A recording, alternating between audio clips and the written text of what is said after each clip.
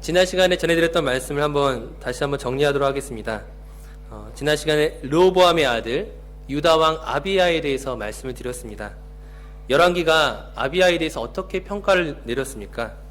그 아비야는 그의 조상 다윗의 마음과 같지 아니하며 그의 아버지의 행한 모든 죄, 즉 르호보암이 우상을 만들고 그 우상을 섬겼던 그 죄를 똑같이 행했다고 평가하였습니다. 즉 그는 하나님 보시기에 선한 왕이 아니라 악한 왕이었었고 또 하나님이 기뻐하시지 않는 그런 왕이었습니다. 근데 참으로 이상한 게 뭐냐면은 열왕기는 아비야에 대해서 악한 왕으로 평가하고 있는데 막상 역대기로 가게 되면 이 아비야에 대한 평가가 정반대의 모습을 기록하고 있습니다. 남유다와 북이스라엘 사이에 전쟁이 있었습니다. 남유다의 40만 군대와 북이스라엘의 80만 군대가 전쟁을 벌이게 되었는데 이 남유다가 훨씬 불리한 전쟁이었죠. 이때 아비야가 그 북이스라엘 향하여 무엇이라고 꾸짖습니까?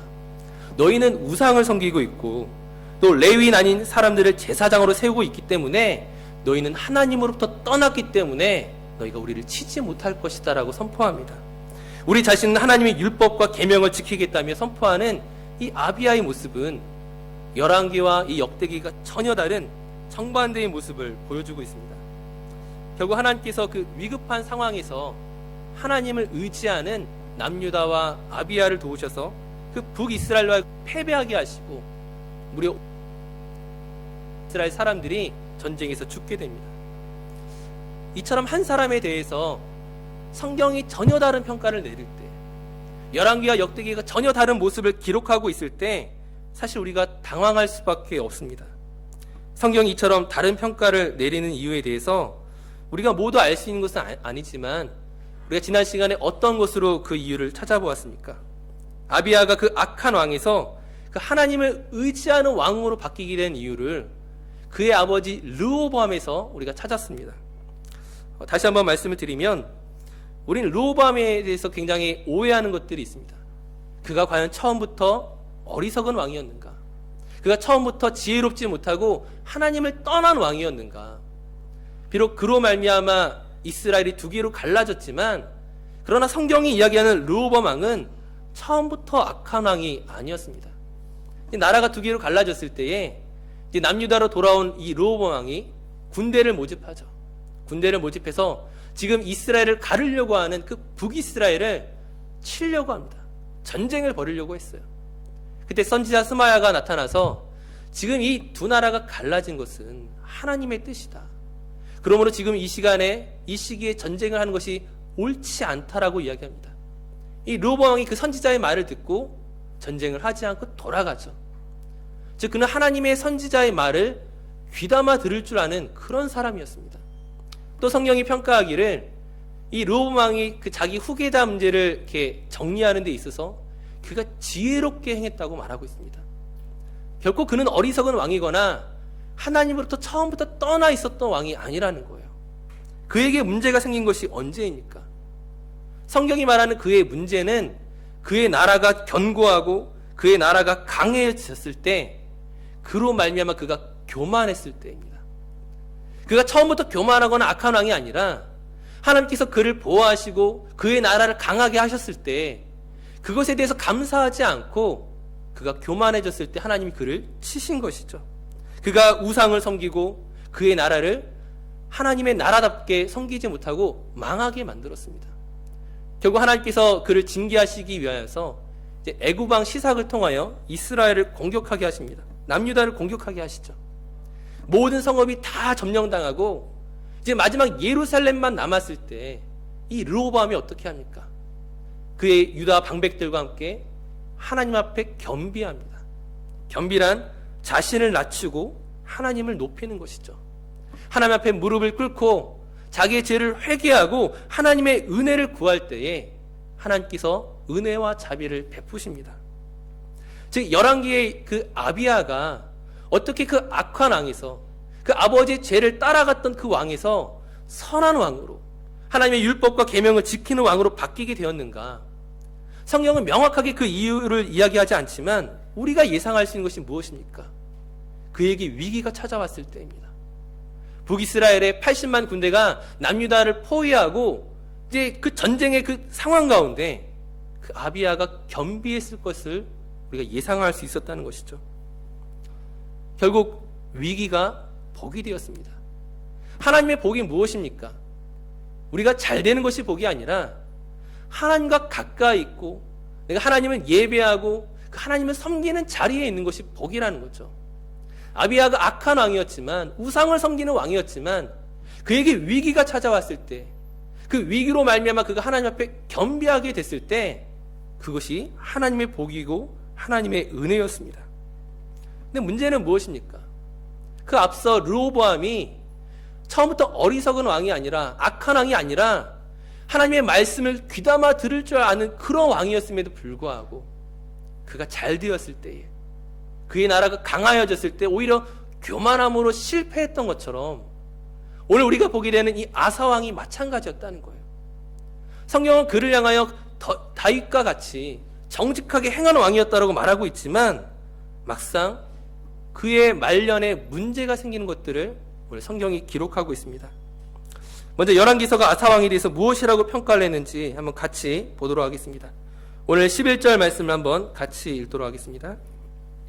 열왕기상 15장 11절 말씀에 아사를 향하여 무엇이라고 평가합니까? 같이 읽겠습니다.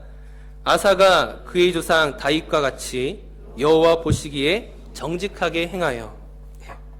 그 이후에 보게 되면은 남색하는 자를 쫓아내고 조상들이 지은 우상을 없앴습니다. 심지어 그의 어머니 마아가가 아세라상을 만들었을 때, 즉 우상을 만들어 섬길 때에 그 자신의 어머니 태우의 위를 패했다라고 이야기하고 있습니다. 이러한 아사의 모습이 하나님을 기쁘시게 하는 왕이었는데, 근데 오늘 우리가 읽었던 17절 이하의 후반부를 보게 되면 뭔가 이상한 일이 아사에게 벌어지고 있다는 거예요. 이 아사 왕이 북이스라엘의 그 바아사 왕과 전쟁을 할 때에 그 문제를 해결하는 방법이 이상하다는 거예요. 성전 안에 있는 그 보물들을 다 끄집어내서 그것을 아람 왕 벤하닷에게 뇌물로 바칩니다. 지금 북이스라엘이 우리를 공격하려고 이 라마라는 곳에 도시를 건축하고 있는데, 즉 군사기지를 만들고 있는데 이 보물을 드릴 테니 당신이 그것을 방해해달라고 이야기하죠. 즉 이 전쟁을 하나님께 의지하고 맡기는 것이 아니라 인간적인 생각과 방법으로 지금 이 문제를 해결하려고 하는 거예요. 겉으로 보기에는 성공했습니다. 이 아람 왕이 공격함으로 말미암아 이 라마 성을 건축하는 것이 멈춰지게 되고, 오히려 그 라마 성을 건축하려고 만들었던 그 돌과 재료들을 다 가지고 와서 오히려 유다의 도시를 만들었어요. 즉 우리식으로 표현하면 비록 뇌물을 바쳤지만 본전을 뽑고 남은 거예요. 인간적인 생각으로는 성공했습니다. 하지만 하나님을 의지하지 않고 아람 왕을 의지하는 이 아사 왕의 모습이 과연 하나님 보시기에 정직하고 다윗과 같은 모습입니까? 23절 말씀에 보게 되면은 이 아사 왕이 늙음하게 발에 병이 들었음을 기록하고 있습니다. 비록 육체적인 병이지만 이 성경이 이야기하는 이것이 암시하는 것들을 우리가 생각해 볼 필요가 있다는 거예요. 발이라는 것이 무엇입니까? 발은 어떤 방향을 향하여 나아가는 것이죠. 그 사람의 인생의 목적을 상징하는 것과 같습니다. 근데 막상 이 아사 왕의 발에 병이 들었다는 점에서 그의 인생의 목적에 무언가 변화가 있다는 것을, 그가 하나님을 겸비하고 하나님을 섬기는 왕이었음에도 불구하고 뭔가 그에게 문제가 생겼다는 것을 우리가 짐작할 수 있다는 거예요. 역대기 말씀에 보게 되면 그것이 이제 사실로 드러나게 됩니다. 우리 한번 역대하 16장 12절 말씀을 한번 같이 보도록 하겠습니다. 우리 구약성경 676페이지 역대하 16장 12절 말씀을 한번 같이 보도록 하겠습니다. 구약성경 676페이지 역대하 16장 12절 말씀입니다. 우리 자막에도 같이 있는데요. 한번 같이 말씀 봉독하겠습니다. 아사가 왕이 된 지 39년에 그의 발이 병들어 매우 위독했으나 병이 있을 때에 그가 여호와께 구하지 아니하고 의원들에게 구하였더라. 아멘. 이 아사 왕이 남유다의 왕으로 41년 동안 있었습니다. 굉장히 장수한 왕이죠.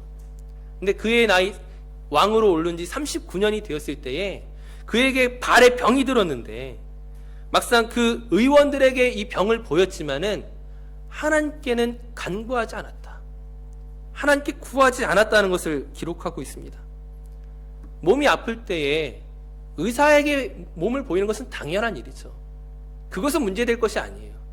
하지만 그가 기도하는 사람이어야 하는데, 그가 하나님을 믿는 사람이어야 되는데 막상 하나님께는 구하지 않았다는 점에서 뭔가 그에게 심상치 않은, 이전과 같지 않은 어떤 문제가 발생했음을 우리가 짐작할 수 있다는 거예요.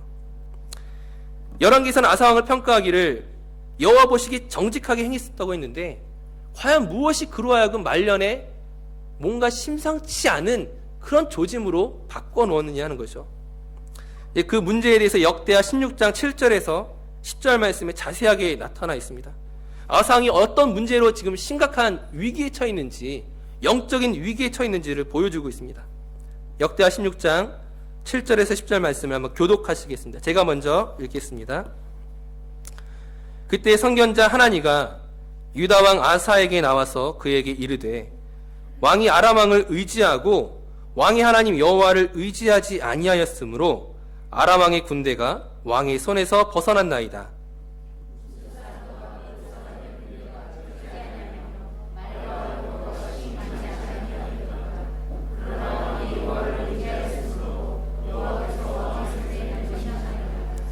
여호와의 눈은 온 땅을 두루 감찰하사 전심으로 자기에게 향하는 자들을 위하여 능력을 베푸시나니, 이 일은 왕이 망령되이 행하였은즉 이후부터는 왕에게 전쟁이 있으리이다 하매.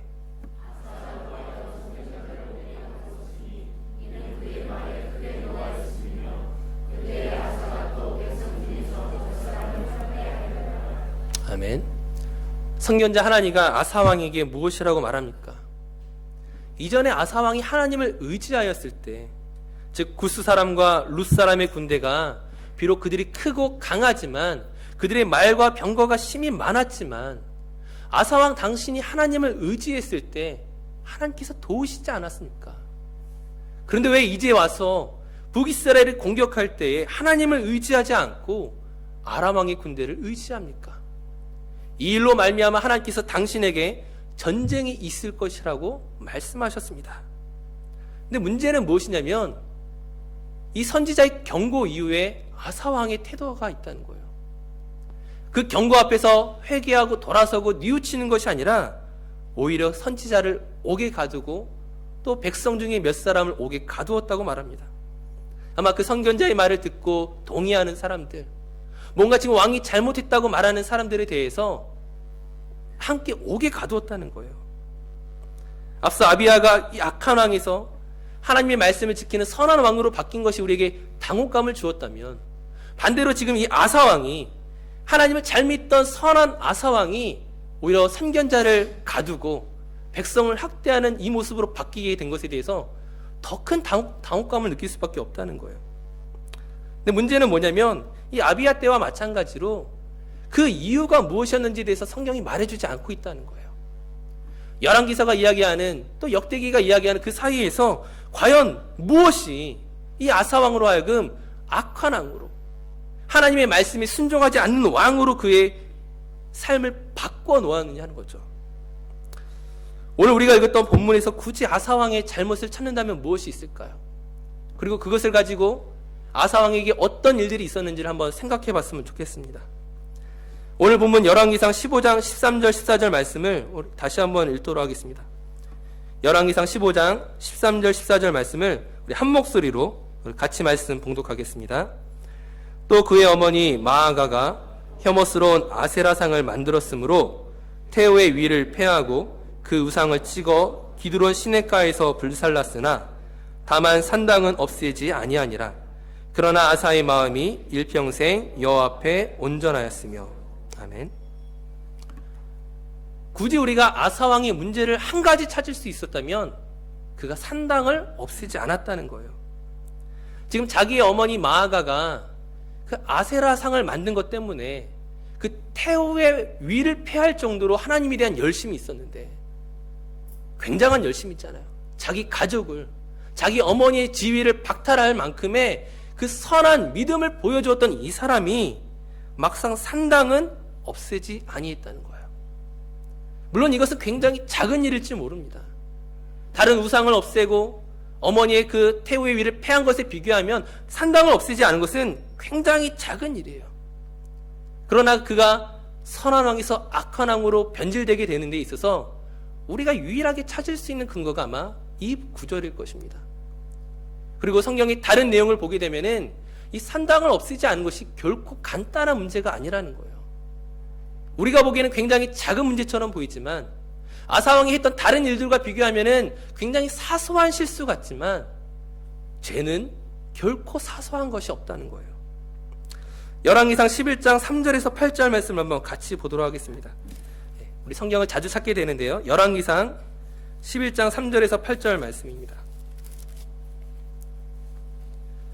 구약성경 532페이지 열왕기상 11장 3절에서 8절까지 말씀 저와 함께 교독하시겠습니다. 왕은 후궁이 700명이요 첩이 300명이라 그의 여인들이 왕의 마음을 돌아서게 하였더라.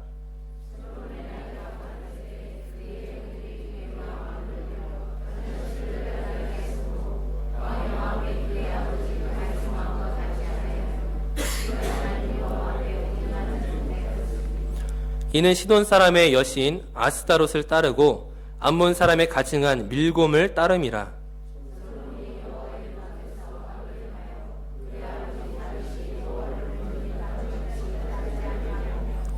모압의 가증한 그모스를 위하여 예루살렘 앞 산에 산당을 지었고 또 암몬 자손의 가증한 몰록을 위하여 그와 같이 하였으며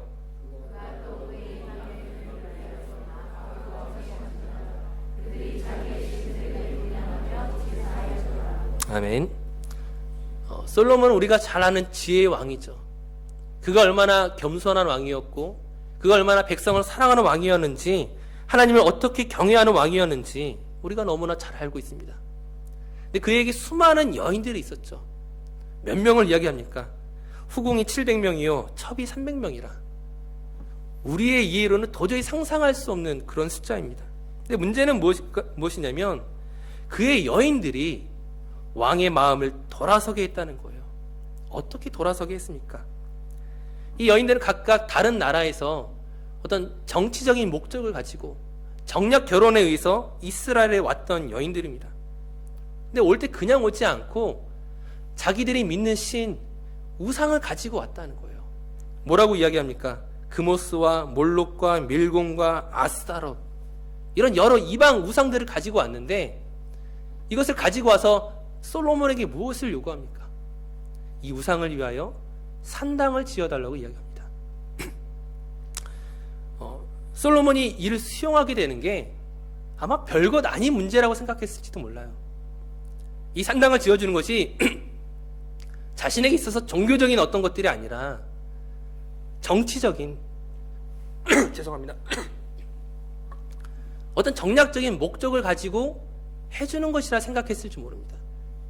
산당을 지어준다는 것이 솔로몬으로 하여금 내가 하나님을 배신하고 우상을 섬긴다 이것을 말하는 것이 아니라 자기 자신은 여전히 하나님을 잘 섬기지만 나는 하나님을 믿지만 지금 나와 결혼한 이 여인들은 이스라엘 사람이 아니니까 이들은 단지 정략적인 정치적인 목적을 가지고 이 나라에 온 것이니까 그에 맞는 어떤 대가를 주어야 한다고 생각했을지도 모릅니다.